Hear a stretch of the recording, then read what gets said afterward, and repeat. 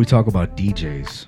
We could do that. Are I've we been on? thinking about that a lot lately. Hey, hi there, ho there. Real quick, man, before we continue here, I would like to give a personal shout out to Sam. Your eyes are on pause one. Shout out to Samurai or Samurai, or I'm not sure how you're really trying to express yourself with your name, but Pawz says hello and. Yeah, and he's gonna say it in a deep voice. So I fucking hate you, Wackoe. You motherfucker. All of a sudden, Pawz got a deep voice like Barry White. Hey, check this out, man. We're gonna get to that Pawz too, but I wanted to talk about this. I wanted to ask Jelani first. We briefly touched on it on the Quiet on the Set interview, how technology comes into play, and I always say too, the best way, and it's a good way of networking, but the best way to network to me still is actually going places and chopping it up with people, slapping hands with people. And I wanted to ask you first, man, doing, shows and stuff like that. Have you seen, because I've kind of seen it to where it's getting back to people are going out there, rocking shows, talking to people, slinging their CDs. To me, it seemed like it kind of got away for a little while. I mean, what do you see as someone that puts shows together and stuff like that? Especially on the West Coast scene, what do you think right now, man? What's it looking like to you? Yeah, it's a lot of people are definitely getting their stuff out there. I mean, I guess better from my perspective as a promoter, a full-time street promoter, and I mean, the thing that I'm seeing more of now is we're starting to actually promote more on the streets, because for a while people were like you're supposed to. Yeah, people were just promoting more, online. But you got to do that, but you also got to hit the streets. You got to get your physicals out. You got the physical copy here, and physical flyers, posters, whatever you got, stickers. Got to get all that out. Especially, I mean, it's all about your stuff being seen everywhere, and I mean that's how it used to be, and that's how it should always be. So. Yeah, and I think part of that too is then it almost got oversaturated by the internet to where everybody just felt like Pawz said you could just film something on your phone and do a beat, whatever. Now you're a rapper, but now it's getting back to the real serious ones. The people remember you when they actually go to a show and they actually slapped hands with you or bought a CD from you or grabbed the flyer or whatever, man. You know what I'm saying? So I think that kind of separates cats. I mean, I know Pawz is everywhere too, doing shows. Not anymore. I don't do that. Hey, someone's beatboxing. Hey. I see Pawz. Okay, yeah, no, I see Pawz's flyers at a lot of shops, man. I try to put it up. I see your stuff all over. I try to put in the footwork, but I don't want to be everywhere anymore because honestly, like, nobody gives a shit after a while. They're kind of like, you become a piece of furniture. It's not exciting to see you, and it's like, you forget that I actually rap. You know what I'm saying? Like, listen to my music, but because you see me and we can, toast a beer and talk some shit or whatever. You forget the fact that, I'm actually trying to push something, so I kind of receded a little. It's quality over quantity, Yeah. You just got to be at the right spots.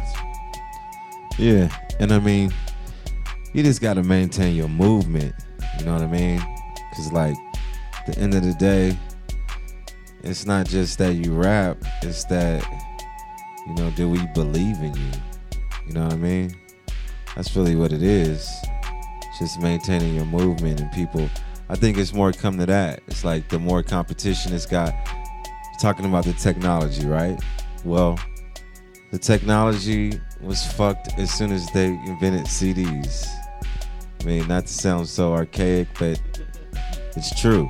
Because at that point, you could say, I like number 7, I like number 9. At least what was the song called? That's very true. What is it called, right? At least for the tape, you had to listen to the whole thing. My dude Oracle spoke on this before in the interview, but at least with a tape, even if you liked the song and you tried to rewind to it, you might have to listen to the song before that or after a little bit, and then you'll be like, okay, I'll listen to the end, and then that forced you to hear that one. Now CD, you don't have to. You can go right to. Instant gratification. Number 9. Oh, number 9. Number 7 is sick though. Number 6 is tight. I started hearing people talk about albums like that. Even like The Chronic.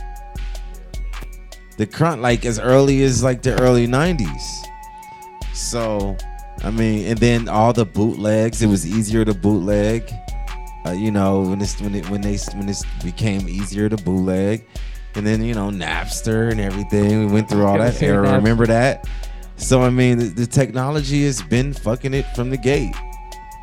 Truth be told, it's your job as an artist to withstand the storm, to withstand all of that, to withstand the hellstorm, the hellstrom of fucking oversaturation, of competition, of the word got out. Now everybody wants to be a rapper, everybody wants to be a singer. You can just mix somebody, you don't even have to know how to sing, just use enough tracks and then we can make you sound like you sing. Auto-tune, whatever. And look, that played out, like people attacked, Jay-Z attacked it, and things gonna come and go. You gotta stand your ground, do what you do. You gotta adapt, mutate, and all of that to survive, but maintain enough of your own base so that you can continue to provide your brand, and your brand is what's gonna dictate your movement. And that's one thing that we've had as Project Blow, for better or for worse, for all these years. We have maintained a brand that's at least been a movement that was about skills and was about stretching your mind, not just doing some just regular shit, or even if it's regular, it's got some kind of arrangement to it that's abstracted, or taking your mind on some kind of a journey. And other people have different brands, like you see that Hyro logo, I mean, you can trust that brand. That's about rhymes and this group of guys that's like down for one another. You know what I mean? You see that Wu-Tang logo, that's a brand. Regardless of whatever technology, anything happening, you see that, you're gonna be able to trust it and the dudes that's representing that. So, and it's people, it's like the technology in any era is there for you to use it. It's there for you to use it, and the people that use it and manipulate it the best get the most out of it.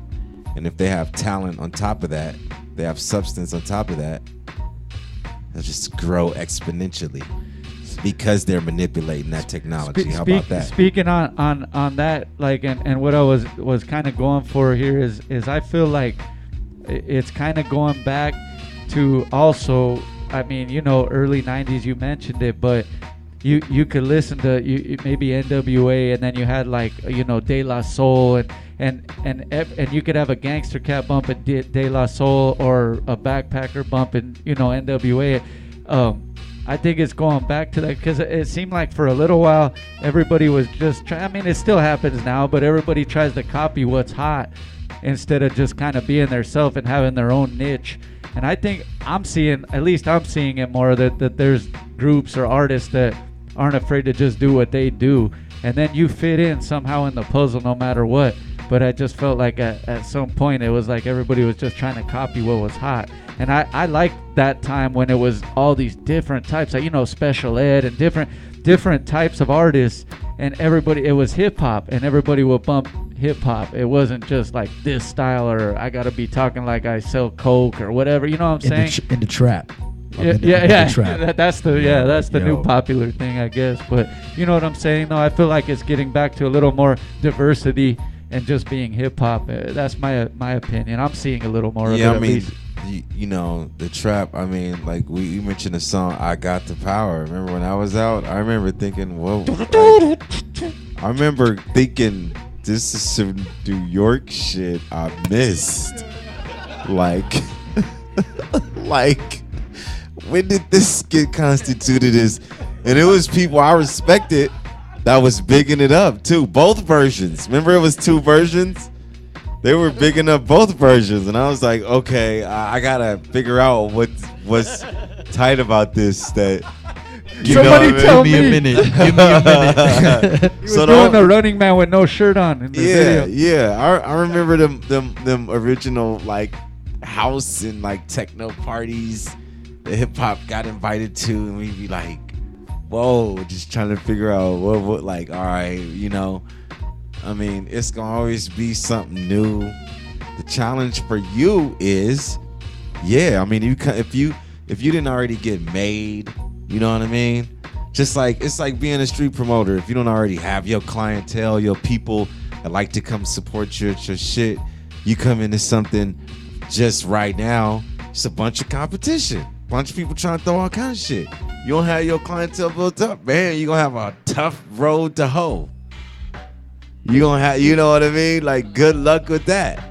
Yeah, of course you gonna feel like it's hella comp. It's like, or whatever, or like do your job to fucking stand out amongst that shit and to make me like you. There's people doing it. I got news for you. There's people doing it.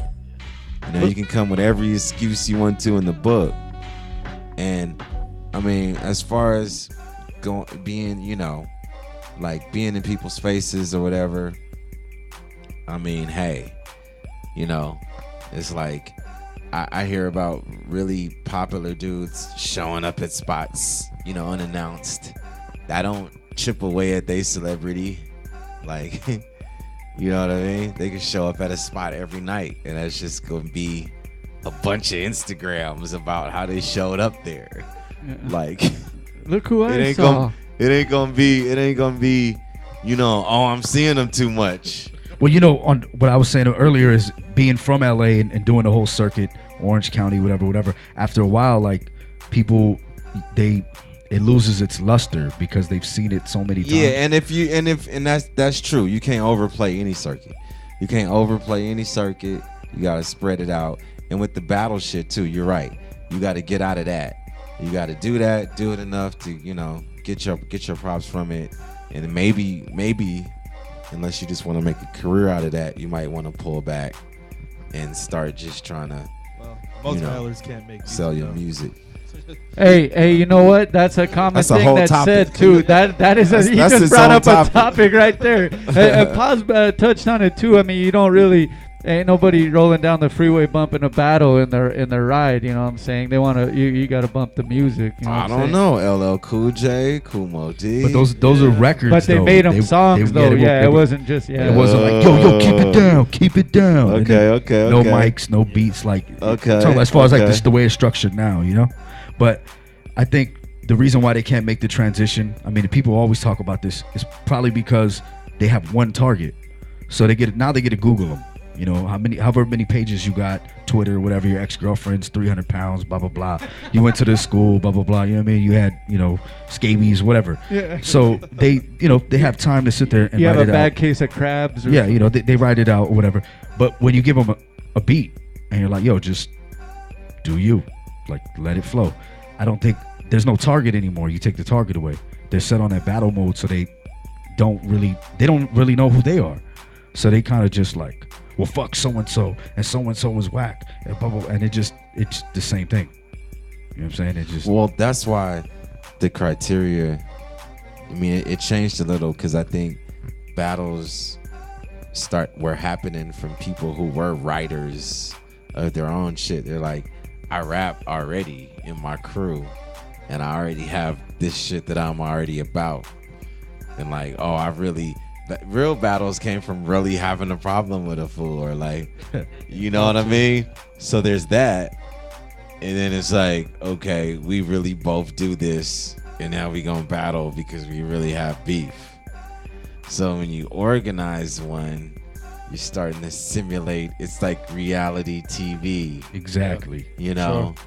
And what's good for reality TV? A little bit of drama, a little bit of controversy, and you're forcing people to kind of Jerry Springer it to create this, you know what I mean, confrontational scenario that's entertaining a crowd. And it's you know, it kind of becomes like a soap opera. That's why you can only do it for so long, you know. Hey, you brought up a good point. Kool Moe D and LL Cool J, Jack the Ripper. I mean, I remember I was always, you know, more of an LL Cool J fan, but I remember the Kool Moe D song. I think it was called "I Go to Work." Well, I can't remember the title of the song. Yeah, work like a doctor. Hey, dog, I thought Kumo D killed it in that song, dog. But I mean, I was still like an LL fan, but I was like, man, Kumo D just killed it right there, man. Oh, with all the L's when he was like, all the L's, yeah. like what's that? Yeah. That. But they made record, like Pawz was saying, it wasn't just acapella battles, whatever. They made actual songs out of it, like, so I think that was kind of the difference. You could bump that because it was a actual song. You know what I'm saying? But it's some cats. Shout out to all the cats that do have lucrative careers, making songs that came up from battling. You know what I mean? Because I don't want to discredit nobody out there that, like, he made a statement. Like Jelani said, most battle cats can't make records. Is that really true? I mean, A high percentage. I mean, not to interrupt, but yeah, maybe. Supernat's got a couple joints, Oh, and of course, one of the greatest of all time, the No Vaseline. But Ice Cube. Yeah, that was hard. I'm sorry, that was a hard ass song. He brought up a point though, like when Supernight came through and did his thing, like that's another thing though. When artists are able to do that, they have to fight another battle, which is the public, because they can't actually see them like, but no, you're a battle MC. Yeah, that's what you can't really make music like you know what I mean? You get pigeonholed. Yeah. Once you're Macho Man Randy Savage, yo, guess what? You're Macho Man Randy Savage. And that kind of sucks though. And that sucks in my opinion. I think it sucks because there are some cats out there that can be very universal, do great things in anything and stuff like that. But again, it just kind of sucks for people just to kind of say like, nah, but I just know you as that. That's what you are. Like they already kind of build that wall and not really like accept it and actually take the time to kind of listen and just soak it in. You know what I mean? Well, and then like, how many slam dunk, champions won rings? Yeah.